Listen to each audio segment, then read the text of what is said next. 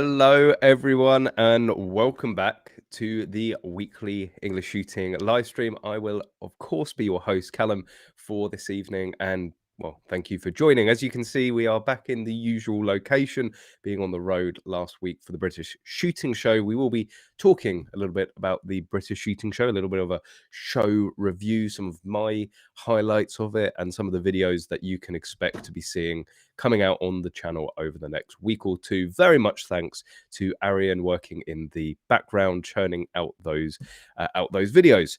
But yes, as always, for anybody new, I know anybody that watches these streams regularly, you know what the deal is. But for anybody new, thanks for swinging on by. Don't be scared to get involved. There is a chat box. I can see your comments. I do try to respond to as many comments and questions that you may pose. And you can pose anything. You can tell me you agree. You can tell me you disagree with what's being said. You can pose new topics to talk about, or any questions that you may have about shooting in general or UK law, about how to start this wonderful sport.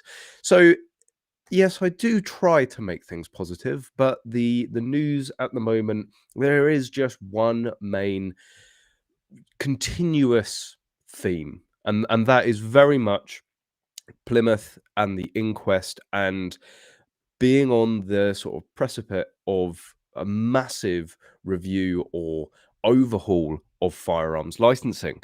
This topic has been going on now for years. Pre-COVID, like, well, technically, as we found out on the stream a couple of weeks ago, an overhaul of firearms licensing was proposed back after Dunblane with the Lord Cullen report, and it's now the hot topic, with a lot of newspapers calling for complete overhauls. We've got the Independent here: complete overhaul of gun licensing needed in the UK after Plymouth shooting victims' families say. We've got Plymouth Shooting Inquest jury reaches verdict as family issues statement. This is what they're calling for again, is a reform. We've got the BBC here. Plymouth shooting gun laws could be reformed, and there's some key points. It does sound very sort of, there's no real slack. Like this is going to be it. This is going to be a complete overhaul, but there are some key areas, and I think the best one actually to sort of show you where things are heading, which is areas we already knew that they were going to be tackling. I don't is this potentially a rip up the book and start again? I wouldn't rule that off, but rule that out. But there are some key elements that I think they're definitely going to be focusing on. So bringing back the BBC News, I think this gives the greatest sort of intent of where things are going. And we go down to the change the owner. So this is the coroner for Plymouth that has given basically his take and his advisements from the shooting in Plymouth. The coroner for Plymouth, Ian Arrow, told the jury he'd be writing a prevention of future death report on a number of issues revealed during the inquest, including training for firearms licensing staff. Again, this was something that was proposed back in the Lord Cullen report after Dunblane. It was said that they needed more regular, sort of stringent training and assessment of firearms officers. And I think it was it this this article from a few weeks ago where one of the FLDs ended up, see if I can find it quickly, where he ended up admitting that they didn't have training for something like 22 years. Maybe oh, you can't see it. It's this article here. I'll bring this one up. Where is it? Here we go. The inquest heard Mr. Carter did not receive any relevant training for 20 years.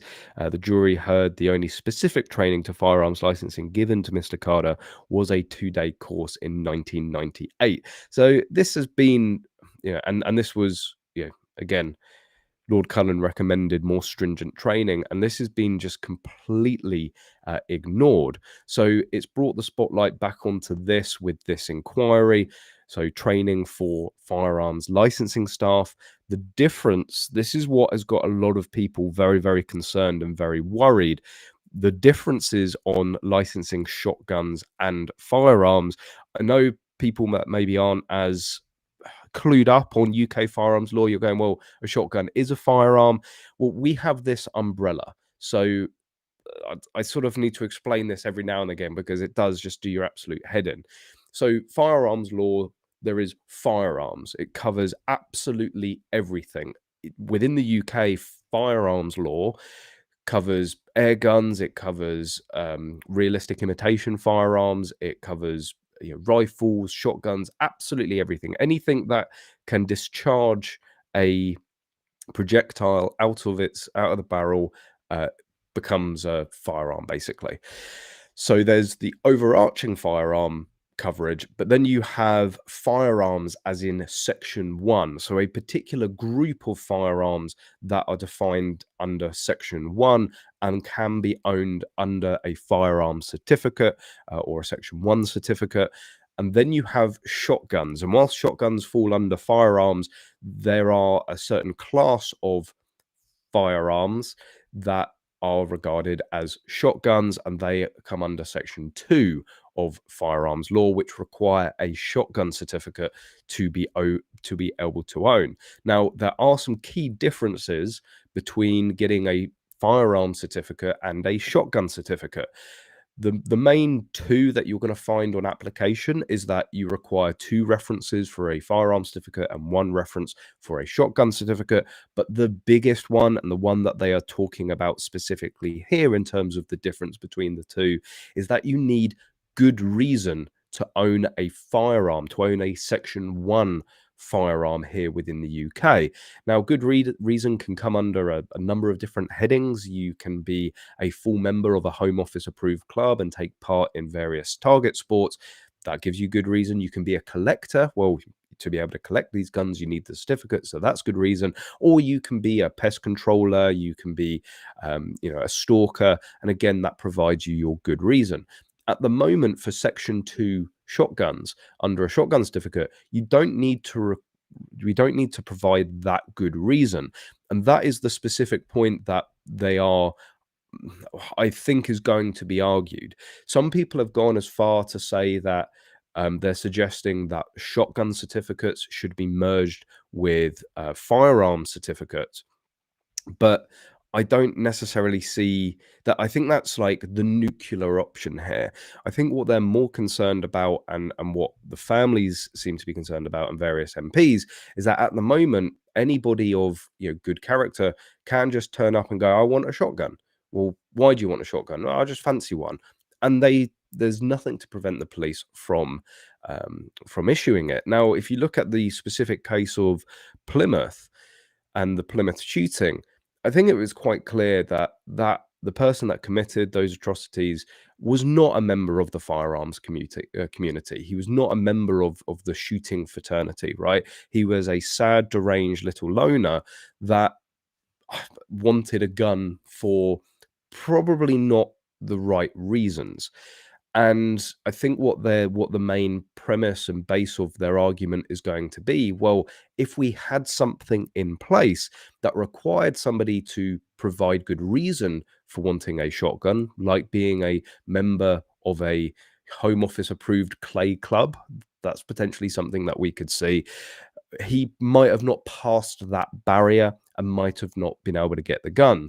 So they're looking, I think, more about bringing good reason onto a shotgun certificate. I think there are both pros and cons of doing that. I think overall the laws are sufficient, and the checks that the FLDs should be doing are sufficient enough as it is. And Bask makes some very good points, which we will get onto a bit later. But back to the coroner. We've got fees for licensing, and there's been yet further news from Basque on this specific point, and mandatory markers on health records. Again, a really hot, widely discussed topic about GPs being more involved within the decision, well, not necessarily the decision making, but certainly more involved in terms of the initial application, but also raising issues to the police if somebody becomes unwell. Now, this is sort of already in place, right? And it certainly should be in place to the degree that a lot of people are calling for. As you remember, the GPs massively backed out. It was all agreed, it was all sort of signed, sealed, and almost delivered, but the GPs backed out at the last minute and caused untold headaches for firearms licensing and also firearms certificate holders. So that's why you can thank the GPs for the absolute rigmarole that so many people are having at the moment in getting that GP form completed.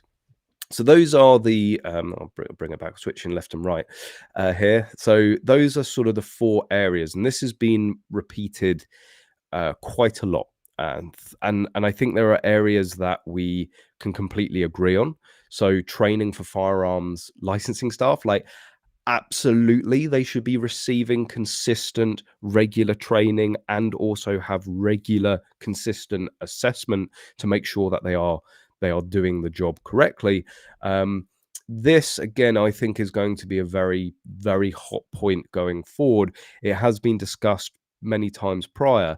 What you could potentially see, though, is if the shotgun certificate does merge with the firearm certificate, we may see a more general certificate. A lot of people have talked about combining both of them, but if they are combined, you're going to need a slot for every single shotgun. That is potentially on the cards. It is actually another difference as well between shotguns and firearm certificates, is requiring a slot for every single firearm on a Section 1 certificate, whereas with a shotgun, you can own as many as you want. That's something that we know the Gun Control Network really does not like, the fact that once you've got a shotgun certificate, you can go and buy as many as you like. And the fees, again, something we've discussed many times before. We knew that this was coming, and there are a lot of pros in actually increasing the fees, because it gives us a lot more to argue back. It means that we can actually hold our ground and say, no, we're paying for a service now. We're paying in full for a service. Deliver this service. And I don't think, again, anybody can argue at mandatory markers on health records. The thing that is interesting going through all of these different articles is that, yes, Mr. Luke Pollard does pop up and go on about pump action shotguns, but more recently, because it is so clear that this is such a widespread issue within firearms licensing, it's actually making it very hard to for even let's say the most far right anti-gunners to be harping on about banning particular guns, because it is quite clear that the failing here was in firearms licensing. And what is being pointed out is the inquest jury found a serious failure at a national level to implement previous recommended reforms. Now, if you talk about previous recommended reforms, that's going to be the Lord Cullen report, right? Well, the only thing that they really did implement from that was banning handguns, right? So they're looking at it going, actually, yeah, maybe all that focus on banning a particular gun has sort of, excuse the pun, shot ourselves in the foot, because it said loud and clear about training and assessment and firearms licensing, and that's been completely ignored. So I think it would be very dangerous for these MPs, for general politicians and the Gun Control Network to sort of go off piece again and use this to push agendas of banning guns rather than actually fixing the issue, which I really don't see can be any clearer, is training with firearms licensing. Now, of course, what they're arguing in terms of the fees is that, well, if we need to provide more training, then that's going to cost more money. You really have to ask what we have been paying for so far. Where has that money been going? Right? I think everyone can pretty much say that we all assumed that there was regular training being given to firearm inquiry officers, right? And to find out that they haven't, right? It's like, well, what are your budgets being spent on? Like, surely, yeah, everyone says, oh, it's not as simple to say, oh, an FEO, his salary is 25,000, so therefore it cost firearms licensing £25,000 a year, because within any other industry, with pretty much in any other professional position, there's ongoing training costs. There's ongoing costs having staff, mainly training and assessment being one of them. And they haven't been doing that for the last 20 odd years. So maybe the rebate, maybe the money they've been saving in not spending it on training, maybe they need to cough that back up and limit how much our fees are going to increase. So yeah, it's all come to a head. I think we've been talking in various speculation over certainly the last year, but more over now, like the last couple, maybe 3 years, about where this is going, what is going to change. I think it's all becoming a lot clearer. To what degree are they going to take the 1968 Act, completely rip it up, and start afresh? Again, there's a lot of people that have called for that over the years. We know it's grossly outdated. We know there's so many gray areas and areas open for interpretation. We do know that if they rewrite the law, it's never overall going to be in our favor.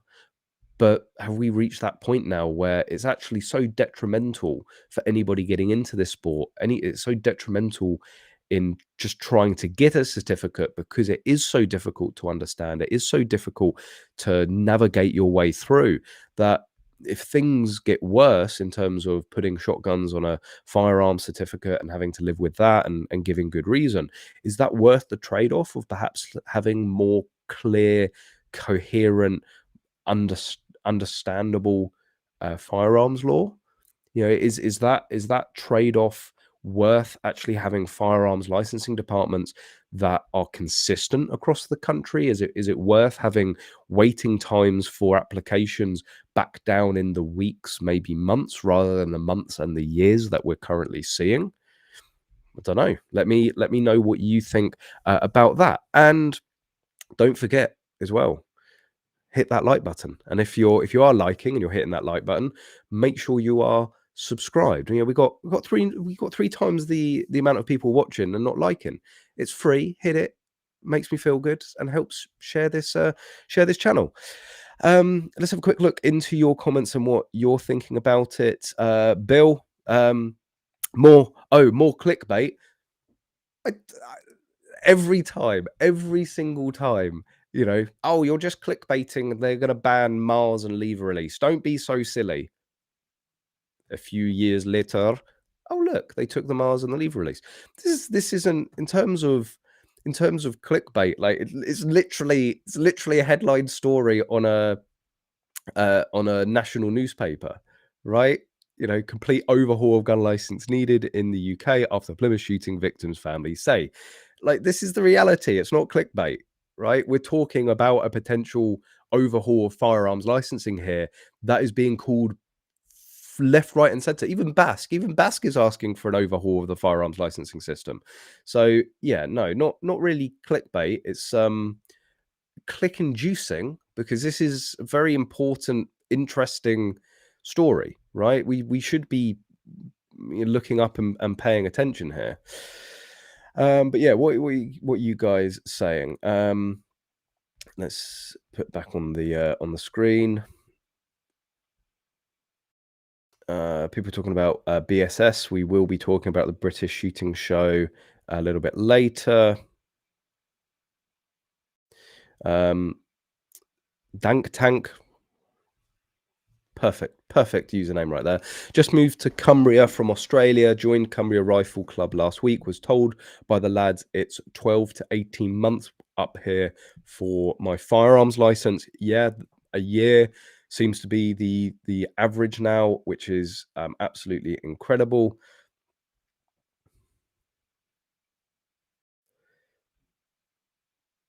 Would your FEO like you calling? Would you? What's that? Would you like your FEO? Would your FEO like you calling someone a deranged little loner, I would wonder? Um, again, like, I think it's very factually correct. The guy was he was deranged because he went and killed a load of people, and he was a loner because, well, he's like, didn't really have any friends or people. Like, what else would you call him? Like, as always, they penalise the people who are fully compliant, and the criminals don't care anybody about anybody else's upset. The thing is, though, and why this has got so much traction and so much power behind it, is because, like, okay, but the moment that he pointed that gun at somebody and pulled the trigger, he became a criminal. But he was, up until that point, a lawful firearms owner, right? And this is why the gun control network and politicians sink their teeth into stories like this. You know, we've had it. What is it? We had that drive-by shooting where two people, a mother and a child, were killed outside of a church, right? Where's the 24-hour news coverage of that? You know, there's people, you know, stabbed in their hundreds every single year in the capital. We've got, you know, drive-by shootings going on and people being gunned down pretty much every single week now. And, like, it's like you get one news article and that's it.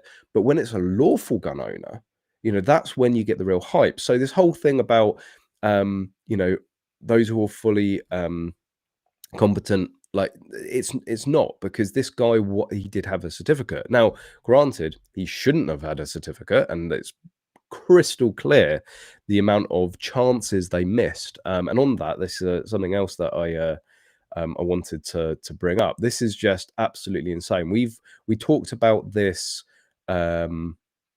Let's bring this up. We talked about this on the stream. So one of the absolutely insane thing is that, you know, he had his certificates revoked, right?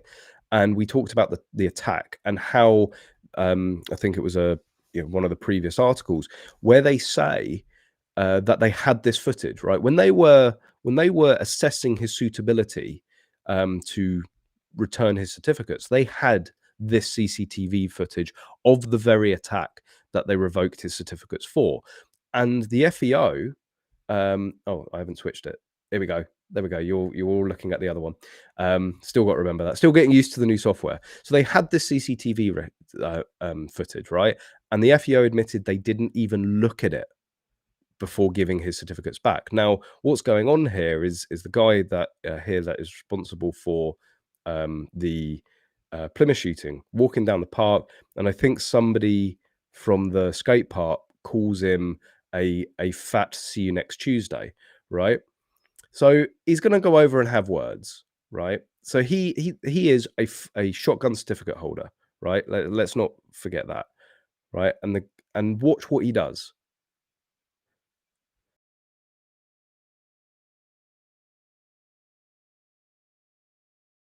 Like, that is a prolonged, vicious attack. But that isn't just going up and, you know, giving somebody a slap and, you know, "What do you call me?" He's gone back. He's like, kick the guy again. That is a vicious, prolonged attack, right? And then they, you know, after this attack, they decided to give his certificates back, and they didn't even think it was relevant to watch that footage. Now, I think to any man on the street watching that footage, it should have never have been about. It should have never have been a debate about whether he had his shotgun certificates returned. It should have very much been a debate of why he wasn't behind bars, right? That shows a complete lack of control and restraint, right? Somebody calls you fat and then you go and batter them. But just shows the sort of character, this how deranged this person was. And, you know, not only was there the failing of not of not looking at this footage to assess his suitability. Maybe if they had done that very reasonable and logical thing of watching the footage, they would have seen, actually, there's no way this guy should have a certificate, right? But then I think it does ask greater questions of our justice system and the police, that somebody that has gone and committed a vicious attack like that, multiple heavy punches, stamping on somebody when they're incapacitated on the floor. Why he was given some sort of behavior order, you know, some behavior rehabilitation course, right? Like, I'm sorry, you go around and you beat somebody up like that. That's prison. How are we letting people like that walk free on the streets? Never mind handing them back shotgun certificates and their shotguns. It's just, it's absolutely, it just boggles the mind. Right? That's how bad they messed up. So yeah, but yeah, I thought again, you know, just the sentiment that they hadn't even watched the CCTV footage was bad enough, but actually seeing what happened, and you're like, they gave this guy his guns back. Like, it's absolutely incredible. Few people, if and I think people have answered it, but what's the difference? So again, complexity in our laws between Section 1 and Section 2. So Section 2 is a shotgun, right? But you have Section 1 shotguns. Basically, the difference is if it's got a detachable magazine, it has to go under Section 1, a firearm certificate. If it has a capacity greater than 3, that's why we end up having the term a 2+1 semi-auto or a 2+1 pump action. It's 2 in the tube, 1 in the chamber. These restricted capacity guns with a non-detachable magazine, they go under, and alongside your over and unders and side by sides, they go on a Section 2 shotgun certificate, whereas any other shotgun will go on a firearm certificate. Bullet and Pixels, evening from the US. You just had to. Like, you're not even watching now, are you? You've literally just logged on to tell us all you're in the US, and then leave. I hope you're having a good time. Yeah. Um, what are you guys saying? I have no issue. Happy, thanks for joining, Happy, as always. I have no issue with SGCs being made may issue and requiring either a club membership or land permission. I have to say, I probably side on your view on that one. Um, the thing is, it's already difficult enough to get into the sport, and the thing is, the shotgun certificate is a little bit of a gateway, certainly for practical, right? Because, you know, getting a firearm certificate, it does take longer because you need to become a full member of a Home Office approved club. You know, usually now, you know, you have to be a member of the UK PSA, and some firearms licensing departments want to see you do a safety course. So it's harder to, it is, yeah, longer and a slightly more complex to get a firearm certificate.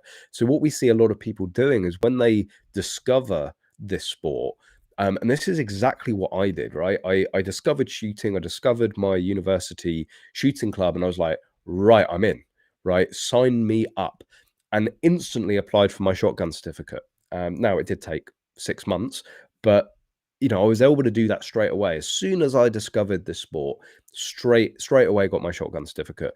In total, it took an additional 6 months, in total a year, to get the firearm certificate because I needed to become a full member of the club.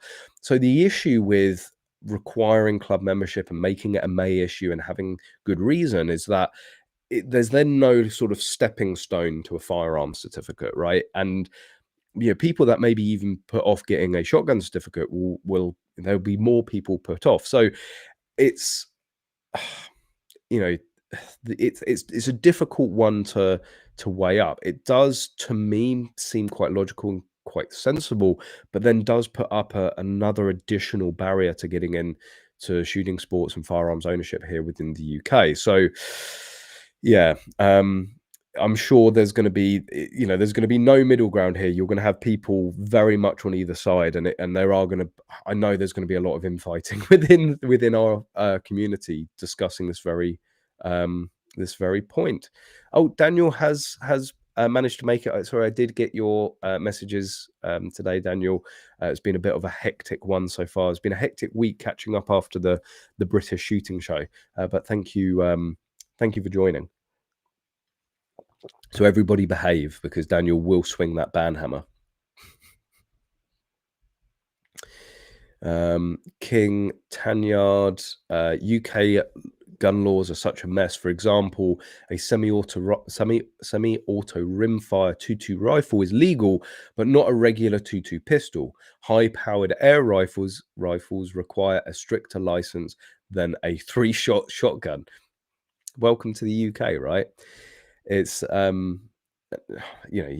we'd be here all night talking about all of the insane different oddities of our law and contradictions, or we can just talk about the complete illogical step of banning pump actions and completely ignoring semi-autos. It's like, okay, right, I guess Connors is going to be shooting standard from now on.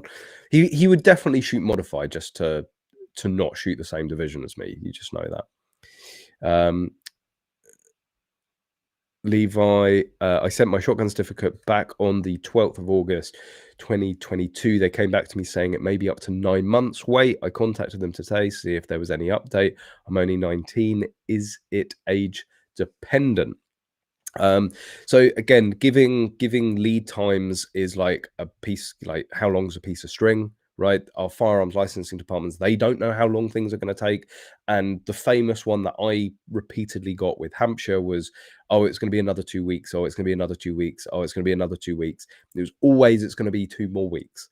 So they don't know. And again, it's not out of the ordinary now to see well over a year for them to grant, which is why a bit of an overhaul of firearms licensing and overhaul of some of the firearms laws here would be incredibly beneficial if it bucks up the ideas of the licensing departments and we see a massive decrease.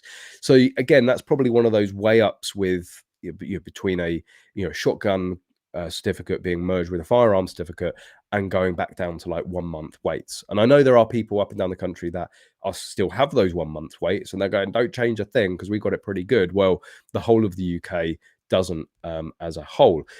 Is it age dependent? Age is sort of a factor, but at 19, you are an adult. So really, you shouldn't be treated any differently to a 29-year-old.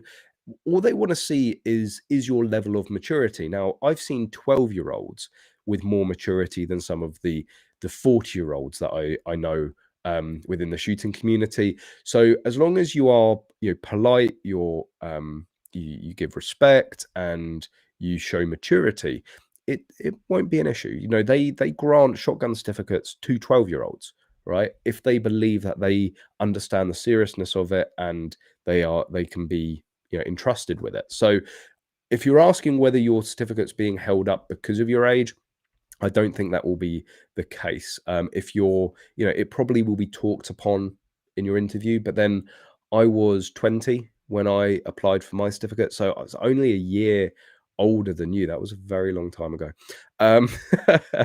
So I was only a year older than you when I got my shotgun. I was 21 when I got my firearms certificate. So 19 is not going to be an issue at all.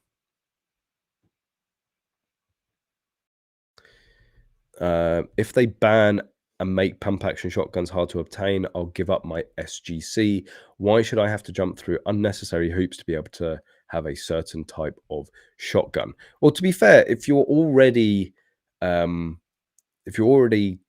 a shotgun certificate, you have already jumped through hoops to own a particular type of gun. But yeah, I think there will be a lot of people that if they ban pump actions, like a lot of people think of shotgun certificates as just over and unders and side by sides, and it's not. There's a lot of people that purely have pump guns, purely have semi-autos on their shotgun certificate, and yeah, we will lose people, and it will be for nothing because it didn't matter what gun that guy had in Plymouth. Could have been a single shot 2.2. It could have been a semi-auto shotgun, a side-by-side shotgun. It really didn't matter. It was the fact that somebody who was quite an obvious thug with intemperate behaviors and very violent tendencies was allowed to own a gun.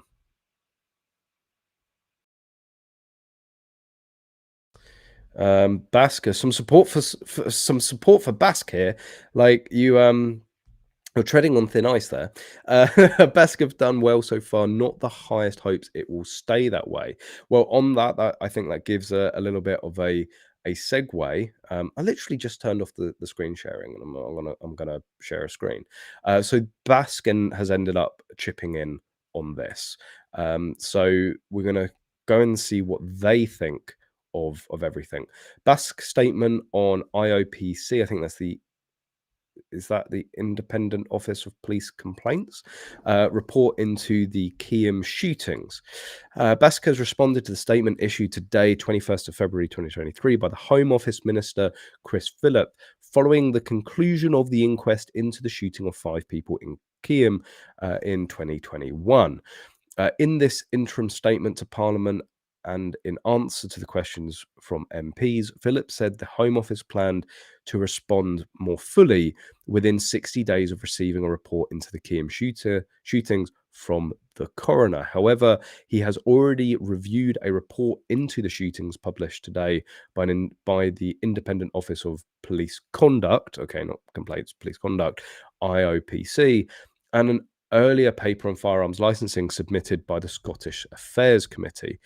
The IOPC today recommends that steps are taken to implement the same processes and requirements for shotgun certificate applicants as those that already exist for firearms licensing. So again, this is where this push is also coming from. So the same processes and requirements for shotgun certificate applicants. So that's not talking about necessarily having the same slot system. This is purely about applying.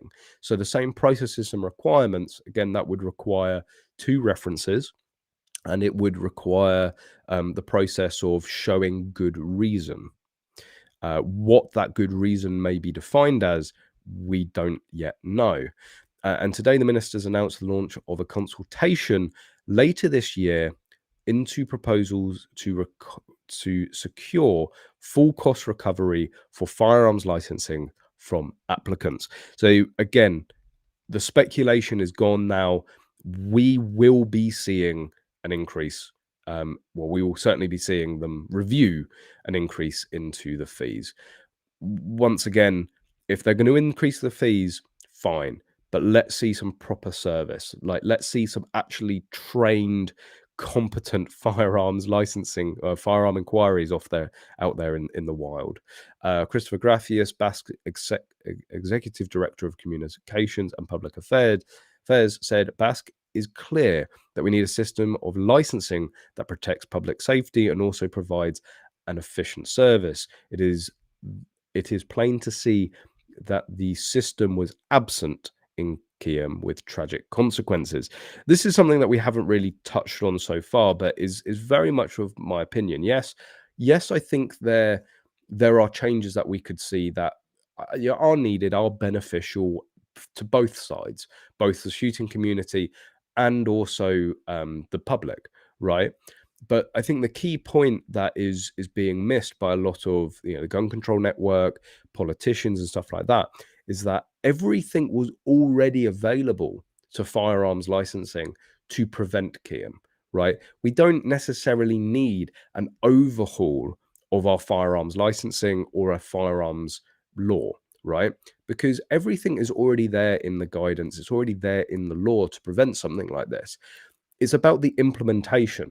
And that's something that I've been consistent over the years on this channel. It's how things are implemented and how things are carried out that really make the difference. And that's why we have so many firearms licensing departments that do an incredible job, because they look at the guidance, they look at the law, they look at all of the various statutory documents, and they implement them to a T. Yes, you do get some that maybe go a little bit further than that, and you sort of want to bring them back, but they are doing the job and they are very, very effective, and they end up preventing things like Keyham. But without any recourse to the firearms licensing departments that don't follow things to the letter, that aren't, without being able to hold them to a minimum standard, that's where everything slips through. It is a backroom department in a lot of police forces. Like, shove it out the back and forget about it and let them get on with it. We don't care. that very much seems to be the approach overall. It is obvious from the comments of the coroner and the verdict of the jury at the inquest that the fault lay not with the existing laws, but their inconsistent application by Devon and Cornwall police. Bask has written to the coroner to outline key steps that could help prevent future shootings, and will discuss these recommendations in meetings with government in the weeks ahead. Mr. Graffius added, Bask has previously asked for the creation of a national regulator to monitor and manage both firearms licensing and the training of police staff and officers to improve standards. We also want to see a system that ensures medical profession has a statutory obligation, that the medical profession has a statutory obligation to engage fully with licensing system. Absolutely, right? GPs don't want to do it. Tough luck. Make it law, right? There's already lawful requirements and legal requirements of a GP. Well, if you want to be a GP, you're going to have to deal with firearms certificate applications, all right? Bask is also a member of the Home Office Fees Working Group, and we will be representing the views of shooting community in any consultation and discussion around future licensing fees. Now, I mean, again, I think Bask overall are doing, ignoring lead for a second, I think they are overall doing a very good job of this. They've been going very hard at firearms licensing for a long time, and they are trying to hold them to account. But I do very, very much get the feeling that they had confirmed ages ago that there would be this increase in fees, that there would be this, working group on firearms licensing fees.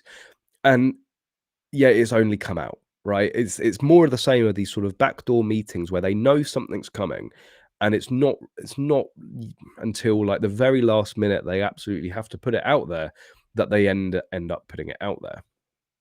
However, while supportive of considered measures that improves public safety, we would challenge the IOPC recommendation to remove the distinction between process and requirements in relation to shotgun and firearms certificate holders. This see this paragraph I don't fully agree with. I think they're coming at it from the wrong angle, if I'm going to be completely honest. Um, this would impose an unnecessary burden that would do nothing to improve public safety. Indeed, it would place a further unmanageable workload on firearms licensing teams that are already failing to meet their statutory obligations to protect the public. That recommendation, if implemented, would have a significant detrimental impact on the service the police are able to provide to the community. I don't see how having the same requirements imposes an unnecessary burden on firearms licensing. Okay, so they have to phone 2 referees instead of 1. Well, a lot of firearms departments don't actually phone the referees or ever get in contact with them. So it's not like, they're doing that work anyway. But, a 10-15 minute conversation with a referee, well, that turns into 20 minutes, half an hour. Not really a massive increase overall.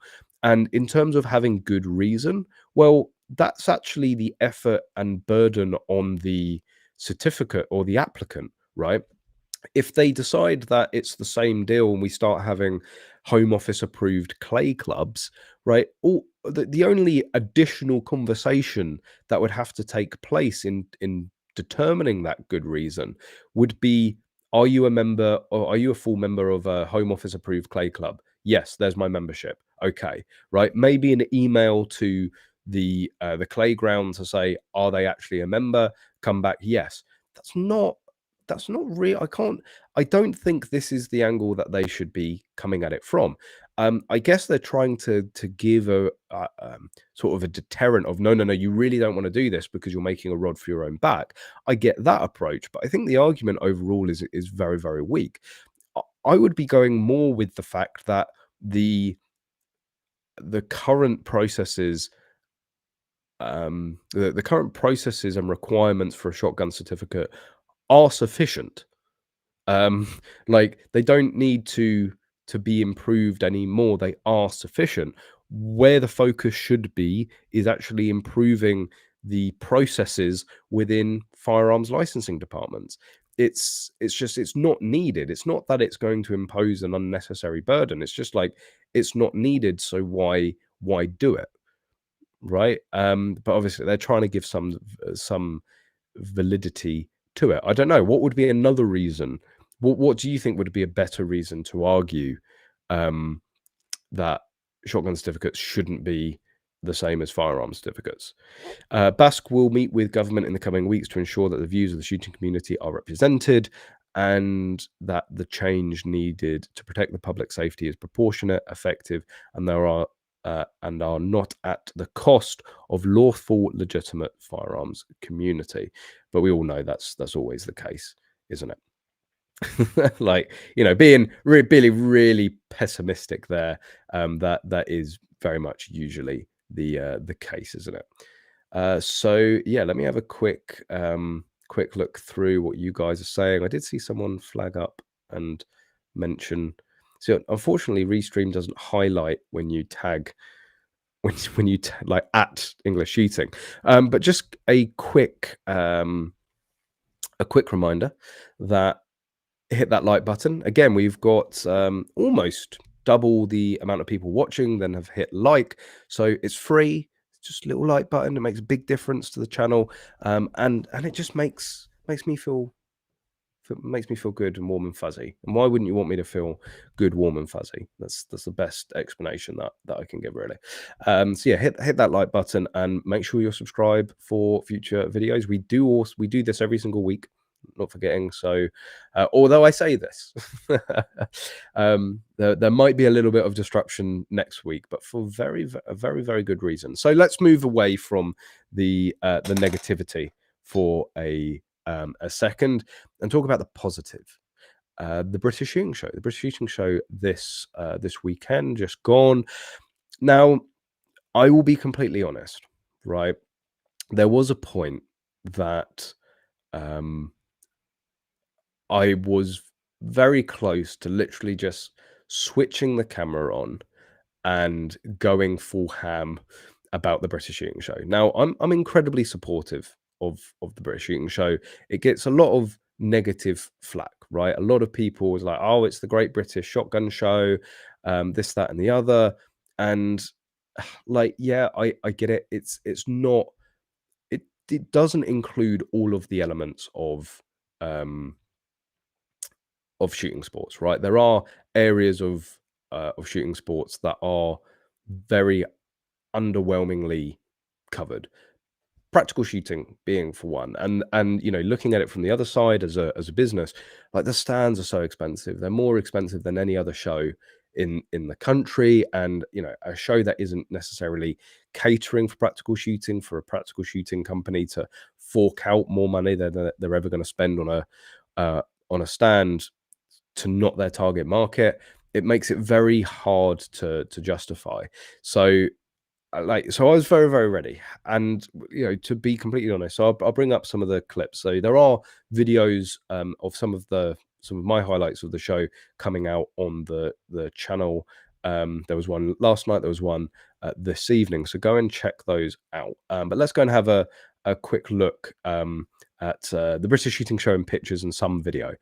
So this was this first day. So Arian did join. Connor's ecstatic, like he loves a road trip. You can see, I had to threaten that I was going to turn around the car at some point to if he didn't calm down and contain his excitement. Again, so we actually disappeared for a day. We went and filmed the UK PSA Ladies Development Program. Again, Connor's ecstatic to be back there on day 3. Just can't contain his excitement. Again, looking absolutely ecstatic in some thermal imaging, and I think that pretty much sums him up for the entire weekend. It was just so we were driving past this and I was like, literally screeched the car to a halt, kicked Connors out. I was like, stand here. I think this is probably one of my favorite photos of him. You can just tell he's just emitting um, such an aura there. Me dicking about with the thermal scope while Arian tries to um, tries to film it. So I think this is the ultimate highlight. This I think we've literally started the video at a peak, or the video is at a peak. The Smizer 9mm, really, really nice gun overall. There is a full video as well, which you can go and check. So this will be on the channel if you want to learn more about this. So, this Smizer, right? This has been a long time coming. It's finally dropped. It's finally landed. And it seems to be everything that people have been waiting for. Yes, it is £2,000. And a lot of people saying that is ridiculous.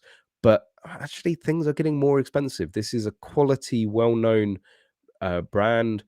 These are not garbage rifles, right? They are high quality bits of kit, and so far from what we've seen, there's not a huge amount of them out in the wild yet, but from the ones that we have seen out there, they've been running really, really well. So it's I don't think necessarily £2,000 for it is absolutely extortionate. Is it cheap? No. Is it taking the piss? I don't think so. Okay, that's tonight's stream. Um, so yeah, the show. So I have to be honest that I did walk in. I did walk into the hall and I was like, bearing in mind last year there was so much flack about the British Shooting Show, so much about the paying for parking, and it felt smaller than ever before, and there's loads of empty stands, and it's still really expensive, and people vowing never to go again. And I was like, look, they've just come out of like a 2-year like hibernation, right? Which COVID nearly destroyed pretty much all of the shows. Give them a year to get back on their feet.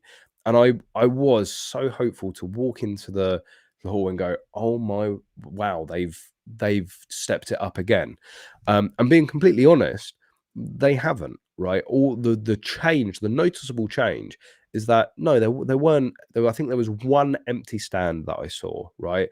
But all they've done is they've made the walkways wider. They've put more like seating areas, and they've just hidden the fact that there is less stands, there's less stuff there. And a lot of people, were saying like literally you could walk around it in half an hour. And in fairness, our first walk around we did, right? We did sort of have to really, lift under the carpet and have a really close look to find things that we found interesting. Now, again, we're not the game industry. We're not really, clay pigeon shooters. We're not into our hunting, stalking, and sort of country pursuits in that respect. So we're not really the target market, but it's the Great British Shooting Show. It should encompass all areas of shooting, and there are definitely areas that are severely lacking. But so I was ready to sort of switch on the camera and go like, it's sort of on the downturn. But then speaking to people, right, speaking to a number of stands there, they've had their best years ever, like by significant margins. The stands that were there were saying like they've never seen it so busy. They've never done so much business. Like everyone coming up and talking to them is handing them the money, and they are setting records. So the stands that were there were very happy. But also what brought on, I won't name and shame them, but they do watch the streams. You know who you are if you are watching. Made a very good point that actually what the British Shooting Show is different. So actually, go rewind. What my general thinking was is actually, should the British Shooting Show go back to Stoneleigh? Now I know that is like club talk 101. Like, oh, everyone likes to talk about when the British Shooting Show was at Stoneleigh Park, right? And the British Shooting Show should go back to Stoneleigh Park. Yeah, that has been said every single year since they left, right? And I think it was 2018 was the first one in the NEC. Now my angle wasn't just like, oh, like I prefer Stoneleigh, is that they went there, and I fully support them going to the NEC, right? Because it puts us on a mainstream map, right? it's easy to get to, international trade and all of that. It's the NEC, but also it's room for expansion. And they were doing that. Like in, the February, that time before, like the last show, literally just before lockdown, they had an action air and like a practical area, and it was packed in there. It was really hustling and bustling. So they went to the NEC to be able to grow. They outgrew Stoneleigh, right? But now what's happening, or what has happened over the last 2 years, is that the show is shrinking. So it's like they've gone there to grow, but they're actually shrinking. In the meantime, Stoneleigh has new halls. It's got more space. It's got better facilities. So the British Shooting Show isn't growing anymore. It's shrinking, and the old venue that they left in order to grow has grown itself. So I was very much of the mindset, like, actually, it's so expensive at the NEC to put on a show. And that's why we are seeing these like really expensive stand prices for retailers, right? And for industry. So it's hurting. It's really, really hurting the smaller, like last year we had people, I think Practical Shooting Supplies was there, Firing Solutions was there, Guncraft was there, who else? Caliber Innovations were almost there, but due to other commitments weren't able to go. But they were filling, the stand cost wasn't prohibitive for them. So we had all of these smaller, like practical businesses, right? And they were able to go, and we're not seeing that anymore. Like the non-trade stands, because you have your GMKs, you have your Edgar Brothers, your Sportsman Gun Centre, your RUAGs, who else? Highland Outdoors. You've got Beechwood there. I don't actually remember seeing Beechwood. But anyway, you've got the really big names there. Like, okay, ignore those for a second because they're just showgrounds. But your actual sellers, right? Your gun shops. Again, it's been sort of filtered down to the big boys. It's your Premier Guns. It's your Oxford Gun Company. It's your lads. It's the really big sellers, the retailers that have multi-million pound budgets a year, not your your mum and pop, not your cottage industry. And I think, being the Great British Shooting Show, again, it should encompass all areas of shooting, and it should encompass all levels of the industry, from the small cottage to the massive importers and wholesalers. But then it sort of, thanks again to this person, it clicked. They sort of proposed it, that the British Shooting Show is basically aiming itself to be a trade show. We don't have a trade show here in the UK, right? The Northern Shooting Show, that is it's a consumer, it's a public event. The Target Shooting Show, again, it's a public event. We don't have like a trade. We don't have a trade shooting show here. And actually, when you look over, the move from Stoneleigh to the NEC, and the stand picture, the stand prices going up and the smaller things going out, without necessarily much concern of the British Shooting Show. They don't seem to mind that much. And then, when you see these massive stands and the amount of money that is being, they don't really care about your little 3x3 stands. They want GMK with a 12x12. Right, they want the Highlands with the, I mean, it probably was like a 20x10 meter stand, right? Those are the people that are paying for the show. Those are the people that are making it profitable for them.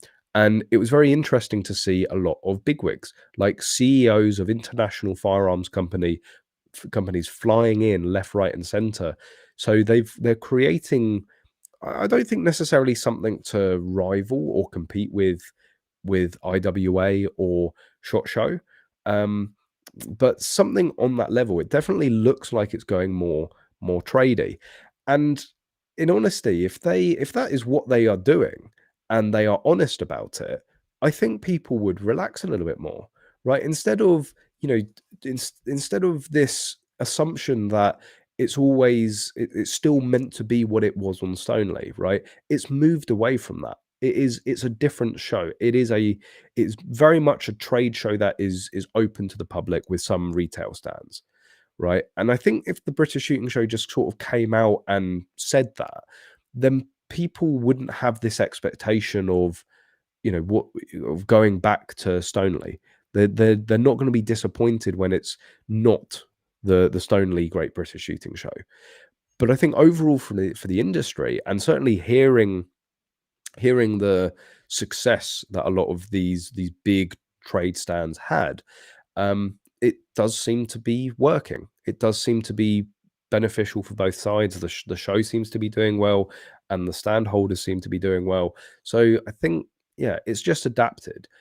Like, would I like to see the Great British Shooting Show back in Stoneleigh and how it was 5 odd years ago, or 6 years ago? Yes, I would. It was, that's to me, that's the shows that I like. I like going and seeing these new companies, these new businesses, these smaller cottages, these cottage industries, and talking to the people, the innovators within our industry. And it's like, seeing the latest gun from GMK or from Beretta, that's got a little bit of a new wood, a slight redesign. It's like, yeah, okay, right, that's cool. But I remember going and seeing these like little, they literally had like a picnic table, but what they had on that picnic table would just blow your mind of where people were sort of innovating and pushing forward. So yeah, but then actually, there's this rivalry or sort of competition, say, between the Northern Shooting Show and the British Shooting Show. There always have and has and probably always will be. But actually, perhaps this would be better overall for the two shows, that the British Shooting Show looks up and go, we're pretty much focusing on being a trade show, whereas the Northern Shooting Show can, carry on that Stoneleigh Park legacy. So yeah, but overall, I will always go to these shows because I wear many different caps.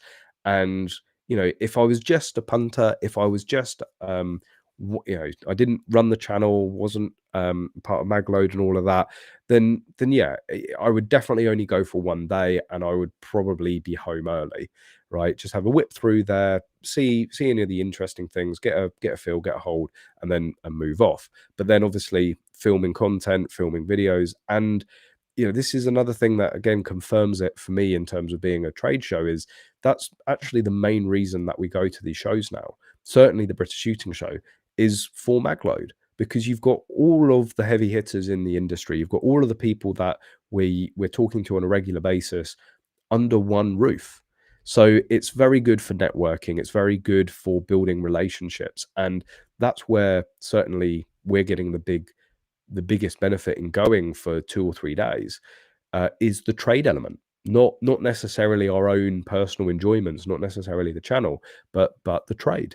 And it is very, very valuable for that element. But we'll be seeing a lot of content coming out. We really went for something. We went for variation this year to show as much variety that is at the British Shooting Show.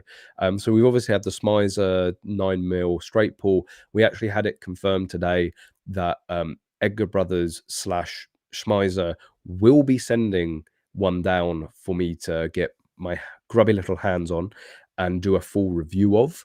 Yes, we'll be doing a full review. So yeah, it'll be sent down and we will have an in-depth look at that because it'll be very, very interesting.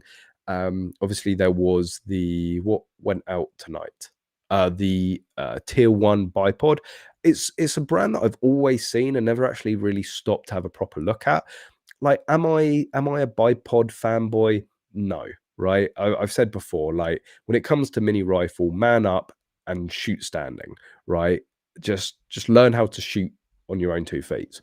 So I don't get really obsessed and nerdy about bipods, but what I do get really nerdy and obsessed about is design, innovation, and just high quality products. And getting my hands on that and seeing a lot of people have come from that video and gone, £375 for a bipod. Are you crazy? And a lot of people going, oh, I'll keep my £50 Harris bipod. And yeah, great. Like, I'm sure for a lot of people, it doesn't make sense to spend that sort of money, and Harris is always going to do. But they are sort of chalk and cheese.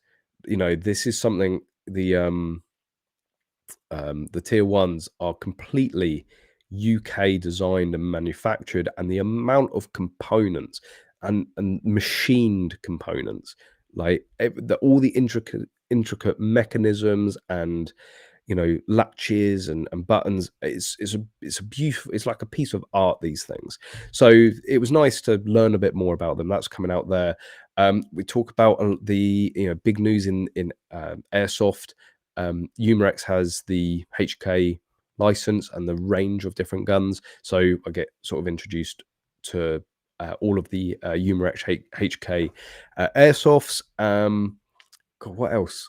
There were a lot of videos. I mean, Arian did a couple of videos. So we've got what was it? It's the triggers. What triggers was it? Trigger Tech triggers. There's going to be a video on that.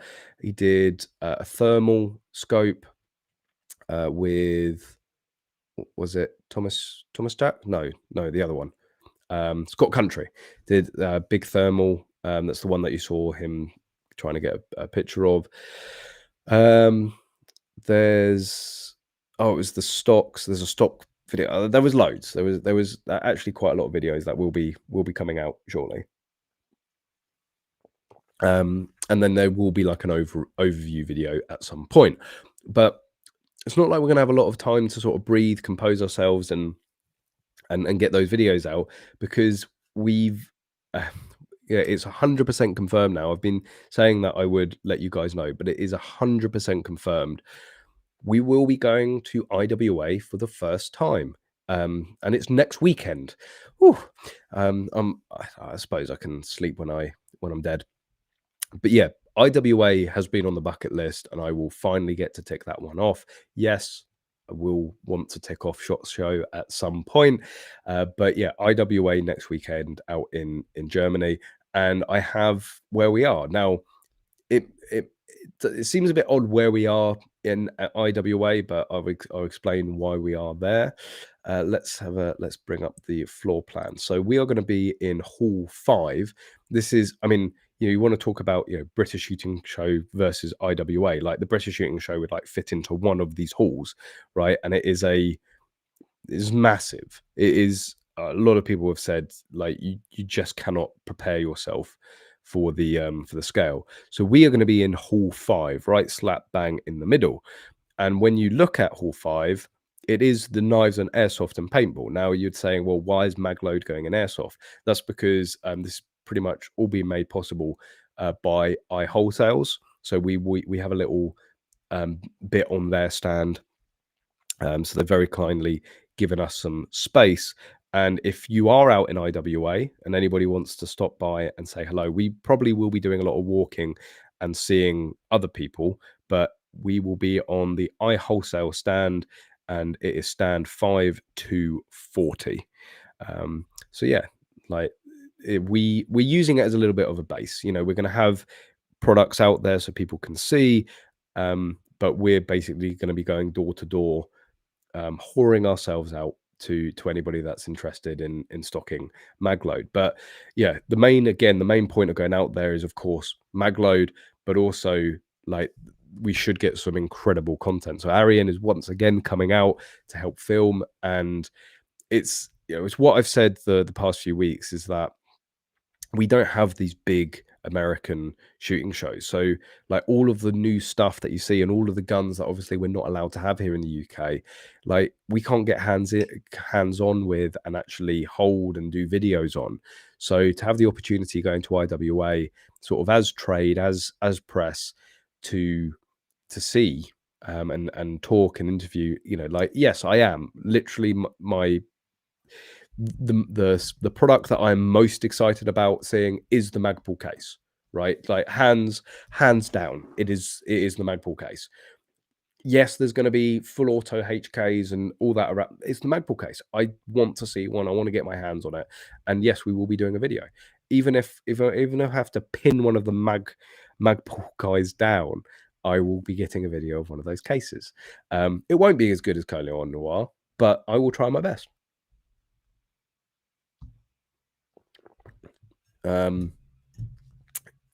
Oh God, why are you bringing up self-defense?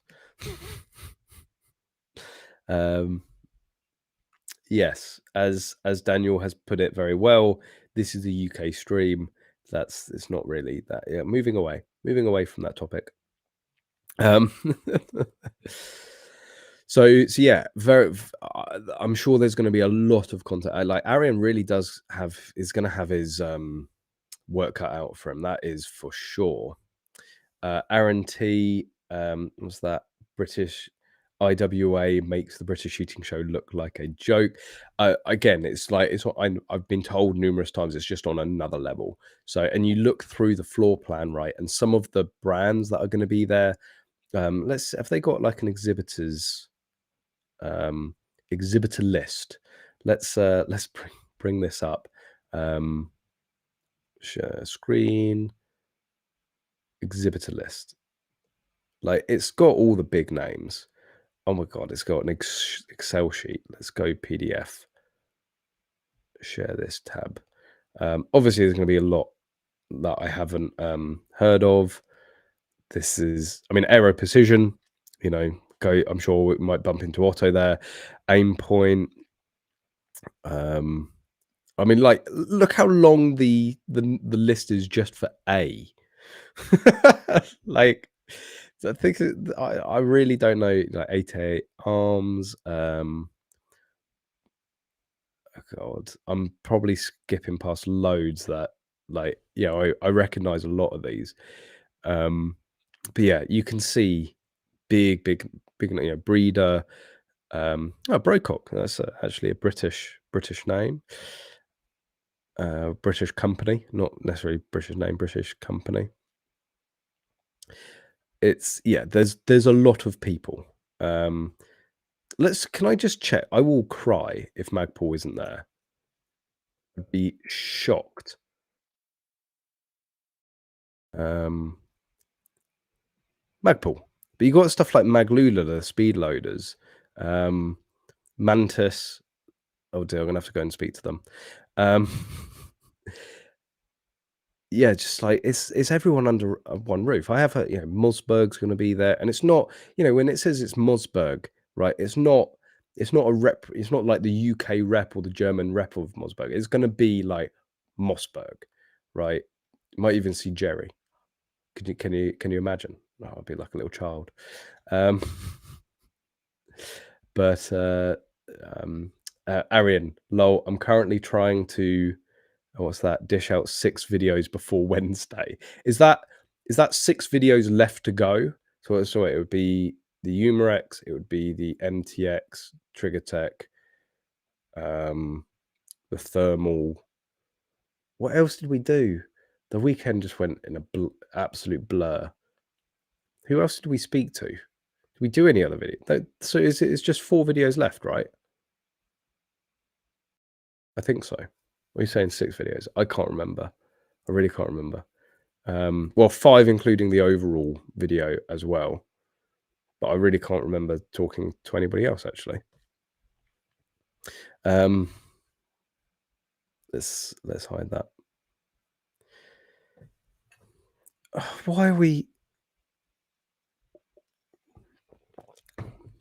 Right, I will, like, seeing as you, Peter Rose, can you, if I give you a list, can you bring me back some stuff? So this is the thing about IWA, it's not a retail show. Like, you can't actually, I'm sure you can give samples away, but you're not actually allowed to do any trading. So, I mean, if you give me a list, I can try and get some samples of what you want, but I won't be able to buy them. Let's tackle, so, like, for some reason all you guys want to talk about is like self-defense. So I'm purely going to talk about about this from a factual point of view.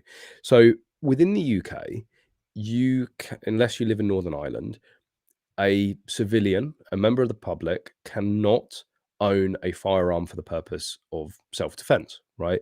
If you go for your application and they go, why do you want it? And they go, and you go self-defense, your application will be refused. It is not a good reason to have a firearm. And whilst you don't need to provide a good reason for a shotgun, if that's the reason you provide and you tell them that, you will not be getting that shotgun certificate. However, in the UK, not, the rest of the world makes us seem like absolute pansies, right? You can defend yourself, right? You can use reasonable force, or they changed it to something else.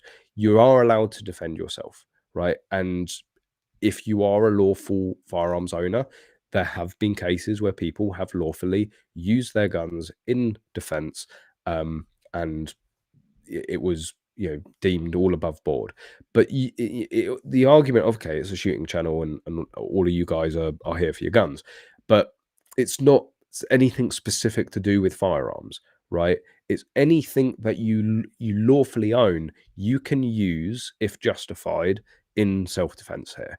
But owning anything, be that a gun, a baseball bat, a pair of tweezers, for the purpose of self-defense, any object for that purpose becomes an offensive weapon and is against the law. So that is the long and the short of it about self-defense here in the UK. So, but yeah, it's not what it's not what the channel's about. We're here about getting people into shooting.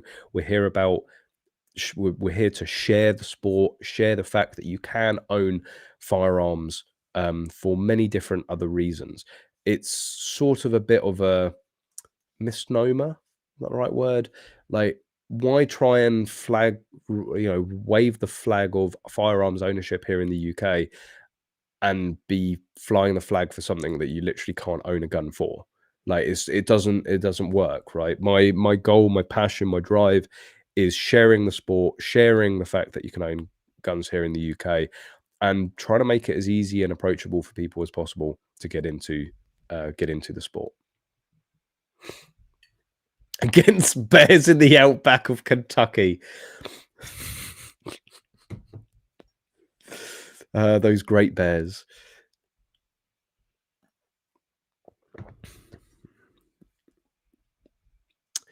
So my assault spoon is illegal. Yes, it is. Anything. I mean, literally anything. Okay, I've got a knife. I've got a few knives here. Any object, right? This pencil. I will go full John Wick. But if I said this was my John Wick pencil, it becomes an offensive weapon, right? That's how sort of specific the law is, right? Anything that you have for the purposes of either self-defense or for attacking someone, and to cause any object that you have specifically for the reason of causing somebody harm, be that in defense or otherwise, becomes an offensive weapon. Right? So, yeah, people like to talk about knives and guns and bats and stuff like that. But your phone could become an offensive weapon, right? Assault sock puppet.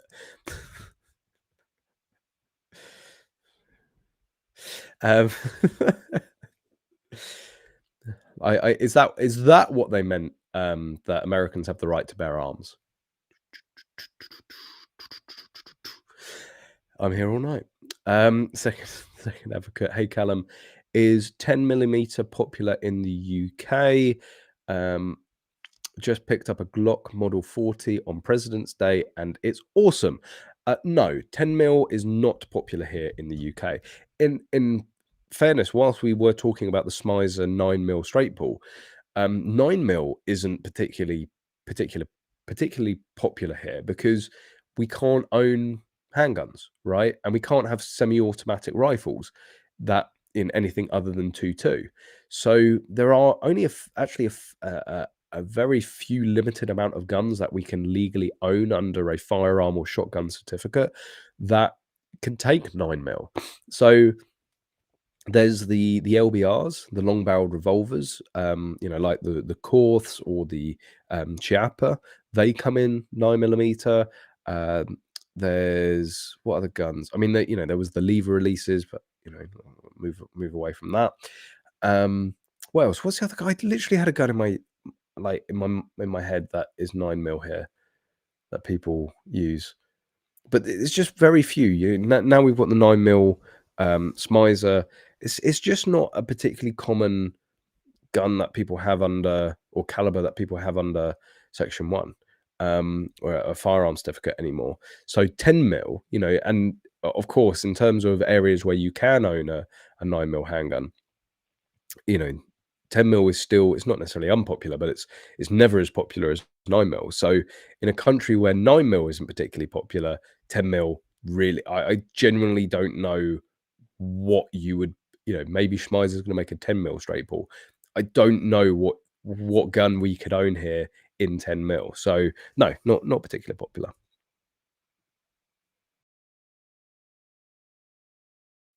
Oi, mate, you got a license for that pencil.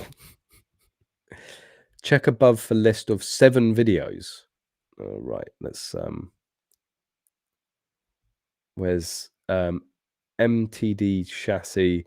Oh, Zero Tech, that's it. Zero Tech 5 to 25 Trigger Tech triggers. That's it. That, how could I forget that one? Tipman M422 differences, Pulsar Thermion, Humorex range, BSS highlights. So I mean, we fly out in 7. So you said 6, so 7 videos. So yeah, we first day of IWA is Thursday, so a video every night for the next 7 days. That would be perfect. Thank you, Aaron. Um, did you actually create what you were talking about creating? No, you didn't. So I can't put it up there. Um, 9mm Smith & Wesson LBR. Yeah, I think there is. I think the Rude Fat Dog Smith & Wesson, you can get 9mm as well. Southern Gun Company. Yes, that's another gun that you can go 9mm with. 10mm wasn't very popular even pre-banned.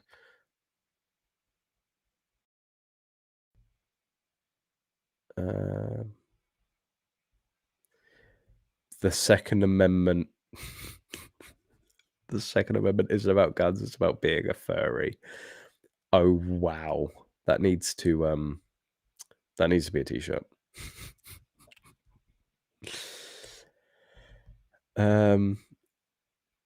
We can use 10mm for deer hunting and Ohio, so it can be used for that in the UK. So yeah, but do you get a 10mm like bolt action, or is it's semi-auto? I wonder if putting a force reset trigger on a semi-auto 2.2 is legal here. No, no. It's so we've discussed this many times before, but they have this catch-all right within firearms law, which is spirit of the law.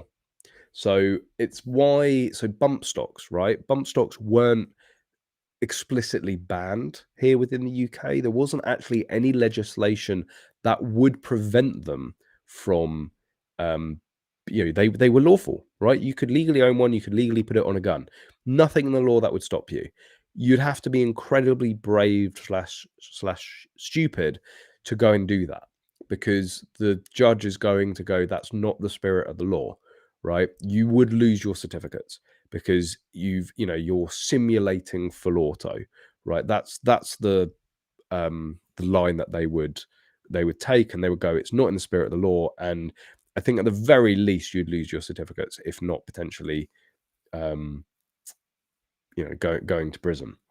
So a force reset trigger on a semi-auto 2.2. So the definition of a semi-auto is one pull of the trigger. So the way the force resets, again, I couldn't. We did have a massive talk about this, and I couldn't quite. I know it was quite in depth. So the force reset, it ends up pushing. You're not technically responsible for the second, so you're not pulling it. So I think that's where we got we got to, is that the definition of semi-auto here is 1 round fired for every pull of the trigger. Well, if you aren't actually pulling that trigger and it's being force reset into your finger, then you are technically getting 2 rounds per one pull. And again, it would be covered under spirit of the law. There is no way I would ever advocate for somebody to go out there and try that. You are playing with fire.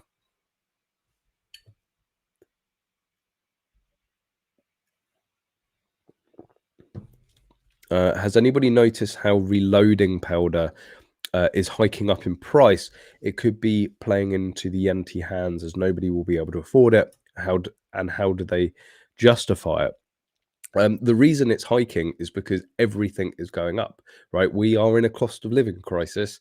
Like everything's increasing in costs, and shooting, guns, components, accessories, all of that is no different. Like, Magload, we had to put our prices up, I think at the beginning of the year. Or was it? No, it's late last year. Last year was the first year that we had ever done 2 price increases. We tend to only have an annual review, and it's not an automatic, right, everything's going up. But we had to put our prices up twice last year because of the raw component costs. Like brass, like the raw cost of brass, like tenfold, right? When I first joined Magload, we were like the bars on Nexus. Actually, I've got one, so I will show it. Okay, this is the Nexus Pro. So we didn't have this specific model, right? But these bars, right? They're aluminium bars, which we have anodized to make the Nexus Pro, right? These bars in 2 years have doubled in cost, right? That's before we have them anodized. So the raw material, these are laser cut aluminium. The raw cost from the laser cutter has doubled in the time of this product. Now, that might not sound a lot, but on this loader alone, there's 4, right? On a Nexus 28, there's 14. So, you've got 14 components, and the cost of that component doubles. Like, that's a significant raw cost increase. The backplate as well. Why have I got something sticky on the back of this? I think that's maybe from Velcro. Anyway, the backplates, right? Aluminium again, right? These have, I think, pretty much doubled, right? So the raw cost, like everything's going up, and what isn't helping as well is trade. Getting things in and out of the UK has become more expensive. It's become harder, more difficult. So if we're importing all of this powder, there are additional costs as well. How is powder transported? They probably don't put it on a plane, right? So it's driven over here. Even if they did put it on a plane, this still counts or still has an effect. But fuel prices, like we've seen fuel prices go up 50% over the last couple of years. Well, if they're driving over the powder, then that's more cost. So like everything's just gone up, and I don't think it's some hidden conspiracy. Like even we were ordering more of a particular latch that we sell at Magload direct from GMK, which are the Beretta distributor for the UK. All of their parts have gone up recently. Like all of their repair parts and components, everything's gone up.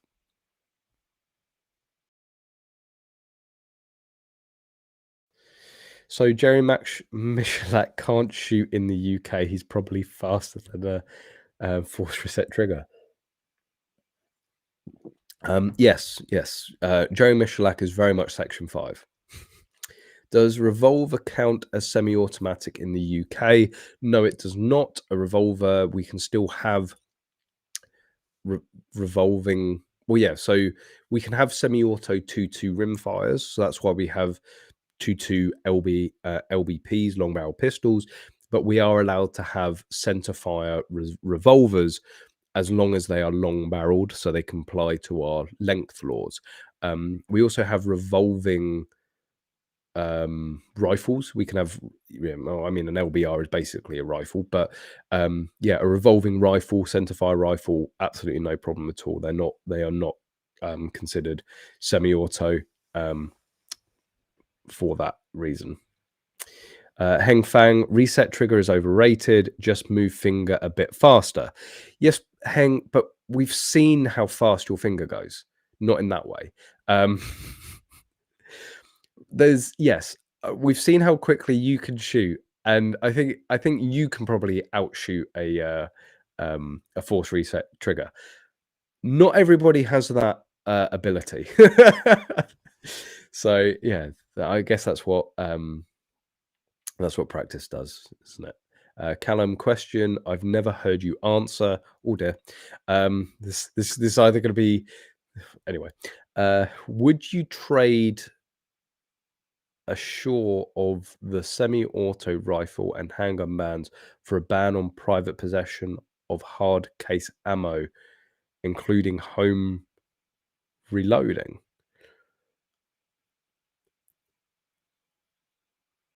When you say hard case, would you trade a short of the semi-auto erasure, not a short, erasure of the semi-auto rifle and handgun bans for a ban on private possession of hard case ammo? So what, we can have the gun but not um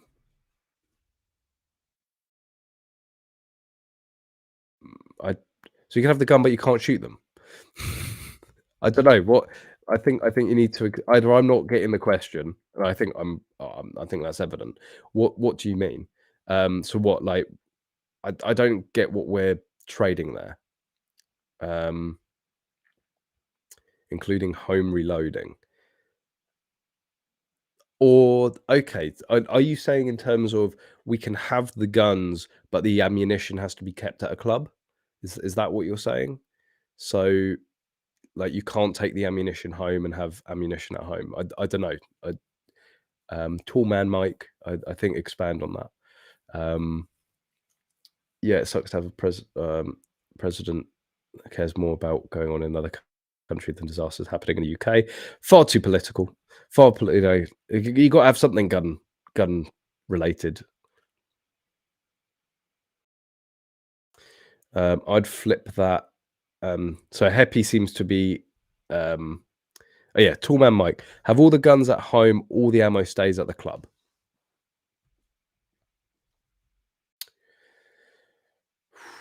But all hard case, so we can still have shotgun cartridges.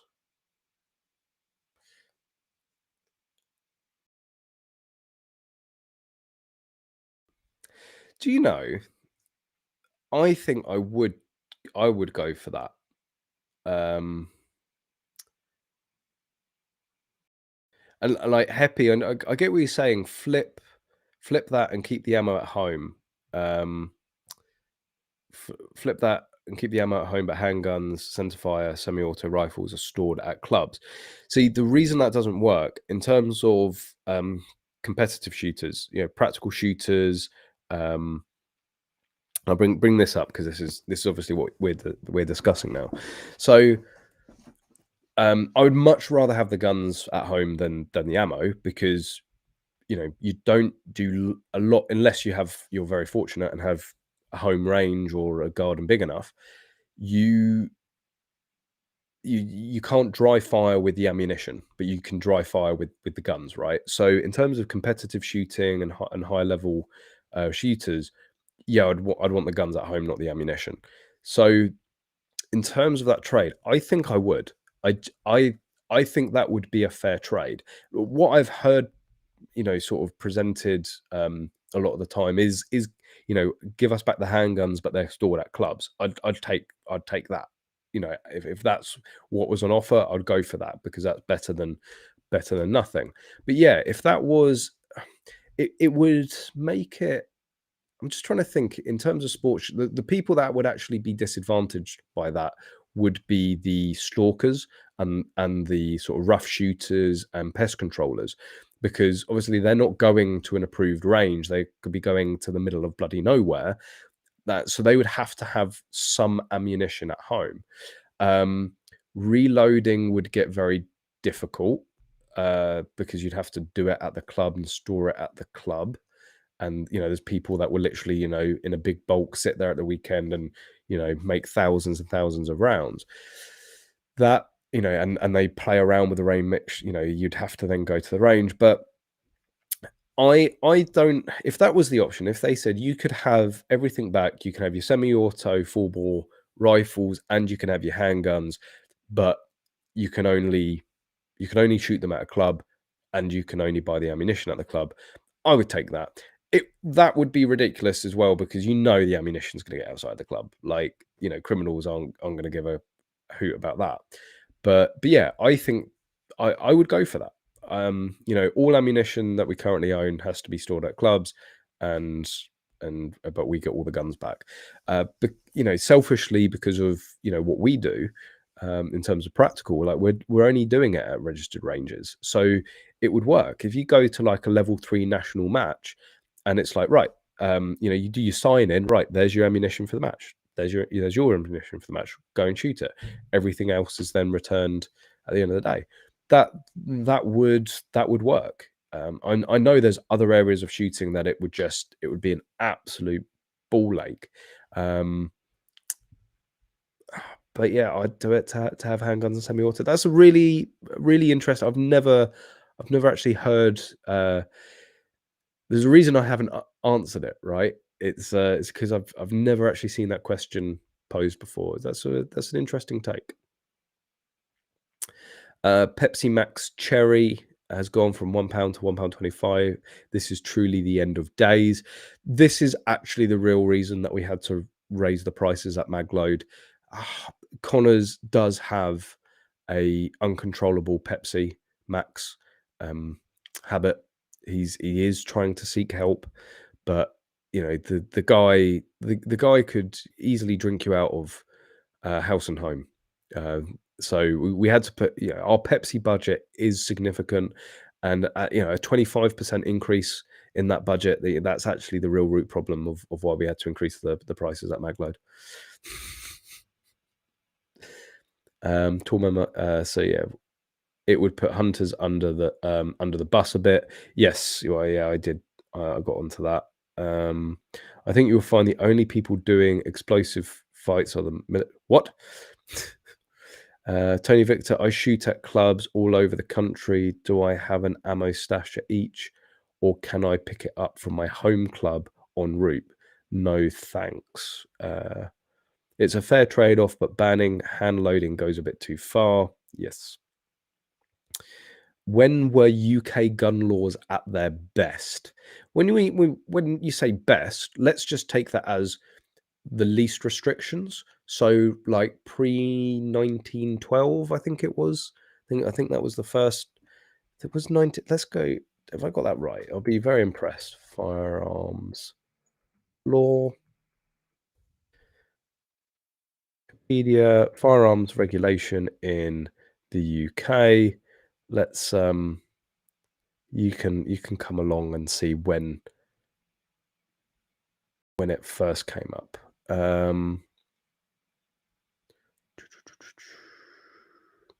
Okay, yeah, light summary. But firearms regulations. I want to know the history. History of firearms legislation.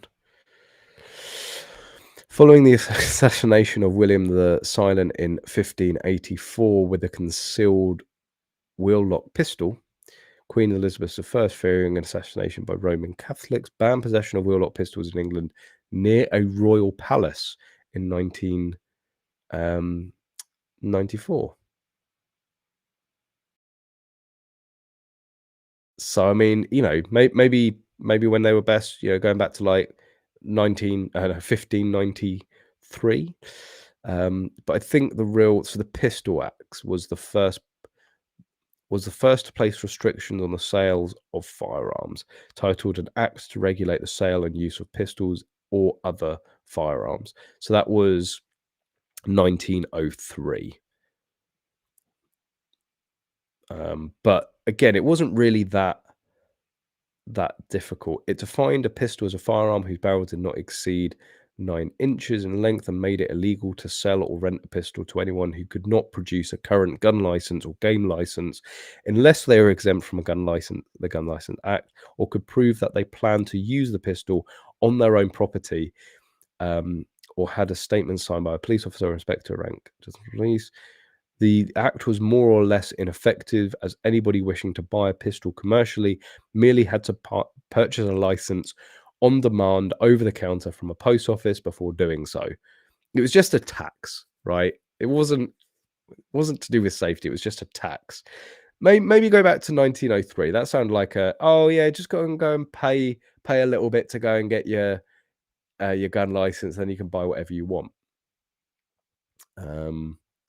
So this, I think, yeah, 1920s was the sort of the bigger move.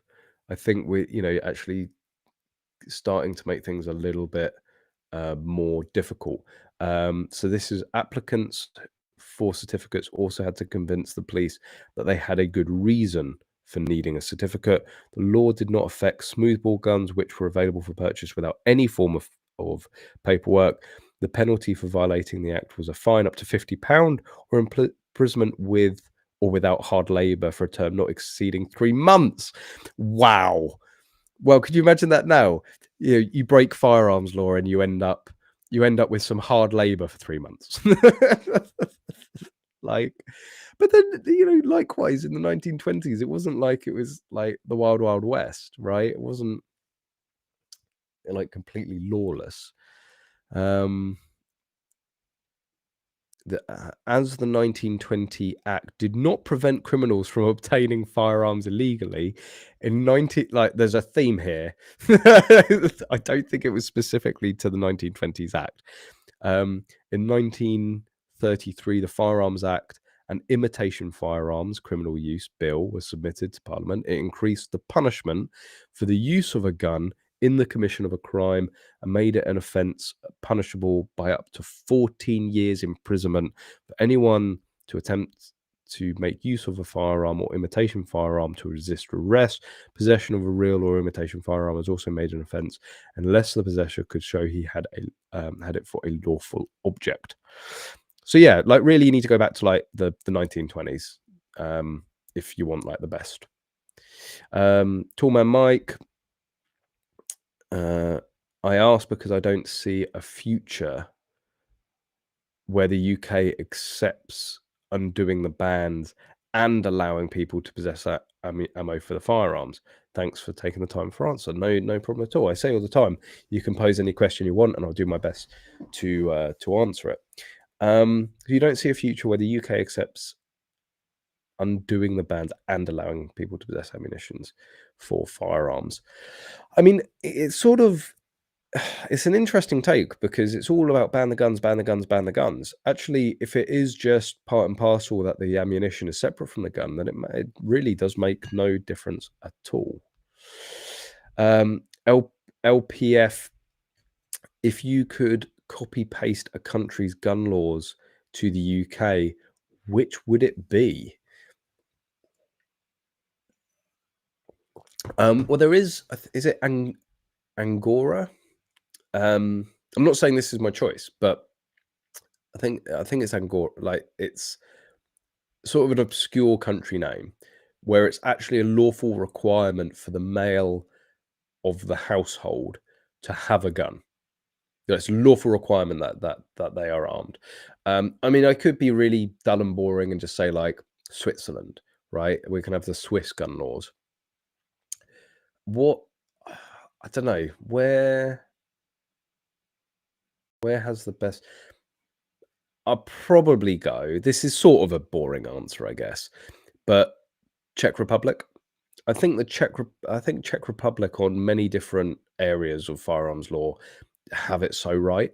And, you know, it's actually a very safe, peaceful, nice country, isn't it?